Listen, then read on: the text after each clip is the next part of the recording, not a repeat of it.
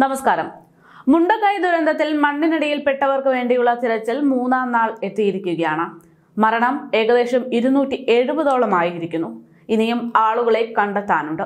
ദുരന്തത്തിൽ നിന്ന് അതിജീവിച്ചവർക്ക് വേണ്ടി സഹായഹസ്തവുമായി നിരവധി പേരാണ് രംഗത്തെത്തുന്നത്. ഇതിനിടെ നിരക്ക് വർദ്ധിപ്പിച്ചതിന്റെ പേരിൽ ഉപഭോക്താക്കൾ നഷ്ടപ്പെട്ടുകൊണ്ടിരിക്കുന്ന ടെലികോം കമ്പനികളും ഈ നാട്ടുകാർക്ക് സൗജന്യ സേവനവുമായി രംഗത്തെത്തിയിരിക്കുകയാണ്. വയനാട്ടിൽ 3 ദിവസത്തേക്ക് സൗജന്യ ഇന്റർനെറ്റ്, SMS, ടോക്ക് ടൈം എന്നിവയാണ് എയർടെൽ പ്രഖ്യാപിച്ചിരിക്കുന്നത്. ഏതെങ്കിലും പാക്കേജ് വാലിഡിറ്റി കഴിഞ്ഞവർക്ക് പോലും ഈ ഓഫർ ബാധകമാകുമെന്നാണ് കമ്പനിയുടെ അറിയിപ്പ്. പ്രീപെയ്ഡ്, പോസ്റ്റ്പെയ്ഡ് കസ്റ്റമേഴ്സിനും ഇളവുകൾ പ്രഖ്യാപിച്ചിട്ടുണ്ട്. പോസ്റ്റ്പെയ്ഡ് ബില്ല് അടയ്ക്കാൻ വൈകുന്നവർക്കും ഇളവ് നൽകും എന്നാണ് കമ്പനി അവകാശപ്പെടുന്നത്. ഇതിനു പുറമെ കേരളത്തിലെ 52 റീറ്റെയിൽ സ്റ്റോറുകളിൽ കളക്ഷൻ സെന്ററുകളും ആരംഭിച്ചു എന്നതാണ് വിവരം. ഇവിടെയൊക്കെ സഹായ സന്നദ്ധരായവർക്ക് ദുരിതബാധിതർക്ക് ആവശ്യമായ വസ്തുക്കൾ എത്തിക്കാൻ സാധിക്കുമെന്ന് കമ്പനി അറിയിച്ചിരിക്കുകയാണ്.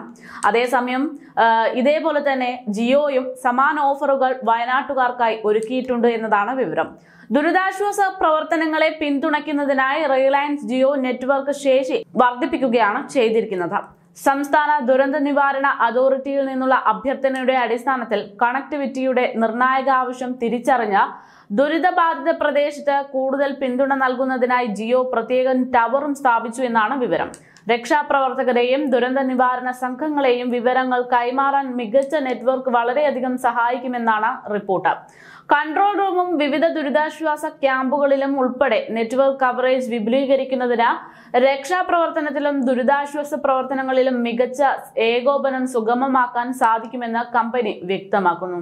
കൺട്രോൾ റൂം നമ്പറായി 88 48 30 78 18 എന്ന നമ്പറും കമ്പനി പുറത്തുവിട്ടിട്ടുണ്ട്. ഇന്ന് രാജ്യവ്യാപകമായുള്ള പ്രധാന ശ്രദ്ധാകേന്ദ്രം കേരളത്തിലെ വയനാട് തന്നെ ആയതിനാൽ തന്നെയാണ് ഇത്തരത്തിൽ കമ്പനികൾ ഈ ഓഫറുകളൊക്കെ നൽകുന്നത് എന്നൊരു സംശയം ജനങ്ങളിൽ ഉടലെടുക്കുന്നുണ്ട്.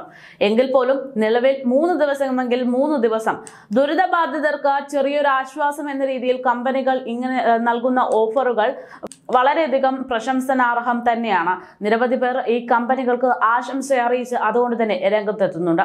എന്തായാലും വയനാട്ടിലെ രക്ഷാപ്രവർത്തനങ്ങൾ തുടർന്നുകൊണ്ടിരിക്കുന്നു എന്നത് തന്നെയാണ് വിവരം. ഇപ്പോൾ ഏകദേശം 270ഓളം ആളുകളാണ് മരണപ്പെട്ടിരിക്കുന്നത്. ബാക്കിയുള്ളവർക്കായുള്ള തിരച്ചിൽ പുരോഗമിക്കുകയാണ്. നിരവധി പേർക്ക് സ്വന്തം കൂടപ്പിറപ്പുകളെ കണ്ടെത്താൻ സാധിച്ചിട്ടില്ല. പക്ഷെ അവരെ ജീവനോടെയോ അല്ലാതെ എങ്ങനെയെങ്കിലും കണ്ടെത്താൻ വേണ്ടിയുള്ള പരിശ്രമത്തിൽ തന്നെയാണ്. JCB ഉൾപ്പെടെയുള്ള നിരവധി സാധനങ്ങൾ, സാമഗ്രികളൊക്കെ തിരച്ചിലിനായി ഉപയോഗിക്കുന്നുണ്ട്. സൈന്യമുണ്ട്, സൈന്യത്തിന്റെ ഡോഗ് സ്ക്വാഡുകളുണ്ട്. വളരെ സജീവമായിട്ടുള്ള പ്രവർത്തനം തന്നെയാണ് വയനാട്ടിൽ നടന്നുകൊണ്ടിരിക്കുന്നത്. കേരളത്തിന്റെ ചരിത്രത്തിൽ തന്നെ ഏറ്റവും അധികം തീവ്രതയുള്ള ഒരു ദുരന്തമായി മാറിയിരിക്കുകയാണ് വയനാട്.